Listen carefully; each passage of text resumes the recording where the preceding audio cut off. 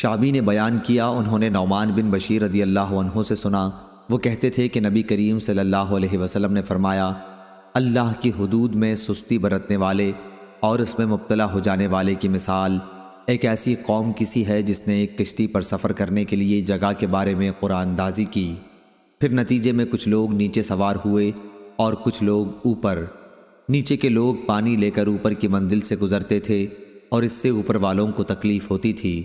اس خیال سے نیچے والا ایک آدمی کلہاڑی سے کشتی کا نیچے کا حصہ کاٹنے لگا تاکہ نیچے ہی سے سمندر کا پانی لے لیا کرے۔ اب اوپر والے آئے اور کہنے لگے کہ یہ کیا کر رہے ہو؟ اس نے کہا کہ تم لوگوں کو میرے اوپر آنے جانے سے تکلیف ہوتی تھی اور میرے لیے بھی پانی ضروری تھا۔ اب اگر انہوں نے نیچے والے کا ہاتھ پکڑ لیا تو انہیں بھی نجات دی اور خود بھی نجات پائی، لیکن اگر اسے یوں ہی چھوڑ دیا تو انہیں بھی ہلاک کیا اور خود بھی ہلاک ہو گئے۔ صحیح بخاری حدیث نمبر 2686۔ شعیب نے خبر دی زہری سے، ان سے خارجہ بن زید انصاری نے بیان کیا کہ ان کی رشتہ دار ایک عورت ام علا نامی نے، جنہوں نے رسول اللہ صلی اللہ علیہ وسلم سے بیعت بھی کی تھی، انہیں خبر دی کہ انصار نے مہاجرین کو اپنے یہاں ٹھہرانے کے لیے پانسے ڈالے تو عثمان بن مظعون رضی اللہ عنہ کا قیام ہمارے حصے میں آیا۔ ام علا رضی اللہ عنہا نے کہا کہ پھر عثمان بن مظعون رضی اللہ عنہ ہمارے گھر ٹھہرے اور کچھ مدت بعد وہ بیمار پڑ گئے۔ ہم نے ان کی تیمارداری کی مگر کچھ دن بعد ان کی وفات ہو گئی۔ جب ہم انہیں کفن دے چکے تو رسول اللہ صلی اللہ علیہ وسلم تشریف لائے۔ میں نے کہا، ابو صائب، عثمان رضی اللہ عنہ کی کنیت، تم پر اللہ کی رحمتیں نازل ہوں، میری گواہی ہے کہ اللہ نے اپنے یہاں تمہاری ضرور عزت اور بڑائی کی ہوگی۔ اس پر آن حضرت صلی اللہ علیہ وسلم نے فرمایا، یہ بات تمہیں کیسے معلوم ہو گئی کہ اللہ تعالیٰ نے ان کی عزت اور بڑائی کی ہوگی؟ میں نے عرض کیا، میرے ماں باپ آپ پر فدا ہوں، مجھے یہ بات کسی ذریعے سے معلوم نہیں ہوئی ہے۔ پھر آن حضرت صلی اللہ علیہ وسلم نے فرمایا، عثمان کا جہاں تک معاملہ ہے تو اللہ گواہ ہے کہ ان کی وفات ہو چکی اور میں ان کے بارے میں اللہ سے خیر ہی کی امید رکھتا ہوں، لیکن اللہ کی قسم، اللہ کے رسول ہونے کے باوجود مجھے بھی یہ علم نہیں کہ ان کے ساتھ کیا معاملہ ہوگا۔ ام علا رضی اللہ عنہا کہنے لگیں، اللہ کی قسم، اب اس کے بعد میں کسی شخص کی پاکی بیان نہیں کروں گی۔ اس سے مجھے رنج بھی ہوا کہ آن حضرت صلی اللہ علیہ وسلم کے سامنے میں نے ایک ایسی بات کہی جس کا مجھے حقیقی علم نہیں تھا۔ انہوں نے کہا، ایک دن میں سو رہی تھی، میں نے خواب میں حضرت عثمان رضی اللہ عنہ کے لیے ایک بہتا ہوا چشمہ دیکھا۔ میں رسول اللہ صلی اللہ علیہ وسلم کی خدمت میں حاضر ہوئی، آپ نے فرمایا کہ یہ ان کا عمل نیک تھا۔ صحیح بخاری حدیث نمبر 2687۔ عروہ نے خبر دی اور ان سے عائشہ رضی اللہ عنہا نے بیان کیا کہ رسول اللہ صلی اللہ علیہ وسلم جب سفر کا ارادہ فرماتے تو اپنی بیویوں میں قرآن اندازی فرماتے اور جن کا نام نکل آتا انہیں اپنے ساتھ لے جاتے۔ آپ صلی اللہ علیہ وسلم کا یہ بھی معمول تھا کہ اپنی ہر بیوی کے لیے ایک دن اور ایک رات مقرر کر دی تھی۔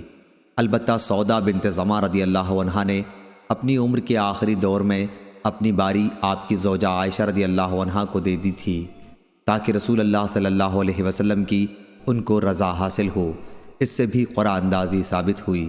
صحیح بخاری حدیث نمبر 2688۔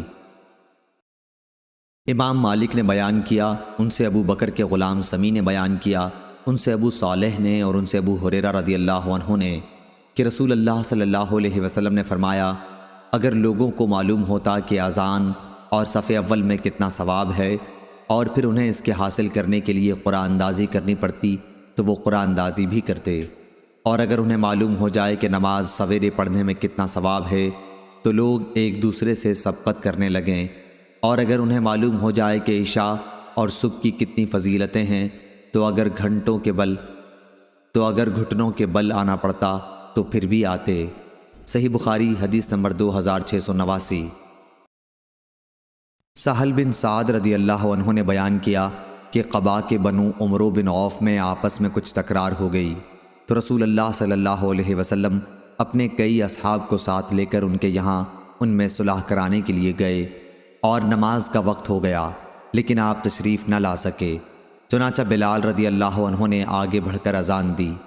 ابھی تک چونکہ آن حضرت صلی اللہ علیہ وسلم تشریف نہیں لائے تھے، اس لیے وہ حضرت صلی اللہ علیہ وسلم ہی کی ہدایت کے مطابق ابو بکر رضی اللہ عنہ کے پاس آئے اور ان سے کہا حضور صلی اللہ علیہ وسلم وہیں رک گئے ہیں اور نماز کا وقت ہو گیا ہے، کیا آپ لوگوں کو نماز پڑھا دیں گے؟ انہوں نے کہا کہ ہاں اگر تم چاہو۔ اس کے بعد بلال رضی اللہ عنہ نے نماز کی تکبیر کہی اور ابو بکر رضی اللہ عنہ آگے بڑھے۔ نماز کے درمیان نبی کریم صلی اللہ علیہ وسلم صفوں کے درمیان سے گزرتے ہوئے پہلی صف میں آپ پہنچے۔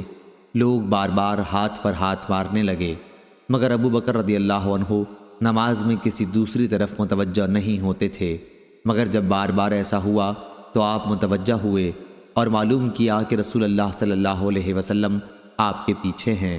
حضرت صلی اللہ علیہ وسلم نے اپنے ہاتھ کے اشارے سے انہیں حکم دیا کہ جس طرح وہ نماز پڑھا رہے ہیں اسے جاری رکھیں، لیکن ابو بکر رضی اللہ عنہ نے اپنا ہاتھ اٹھا کر اللہ کی حمد بیان کی اور الٹے پاؤں پیچھے آ گئے اور صف میں مل گئے۔ پھر نبی کریم صلی اللہ علیہ وسلم آگے بڑھے اور نماز پڑھائی۔ نماز سے فارغ ہو کر آپ لوگوں کی طرف متوجہ ہوئے اور انہیں ہدایت کی کہ لوگوں، جب نماز میں کوئی بات پیش آتی ہے تو تم ہاتھ پر ہاتھ مارنے لگتے ہو۔ ہاتھ پر ہاتھ مارنا عورتوں کے لیے ہے، مردوں کو جس کی نماز میں کوئی بات پیش آئے تو اسے سبحان اللہ کہنا چاہیے، کیونکہ یہ لفظ جو بھی سنے گا وہ متوجہ ہو جائے گا۔ اے ابو بکر، جب میں نے اشارہ بھی کر دیا تو پھر آپ لوگوں کو نماز کیوں نہیں پڑھاتے رہے؟ انہوں نے عرض کیا ابو قحافہ کے بیٹے کے لیے یہ بات مناسب نہ تھی کہ وہ رسول اللہ صلی اللہ علیہ وسلم کے ہوتے ہوئے نماز پڑھائے۔ صحیح بخاری حدیث نمبر 2690۔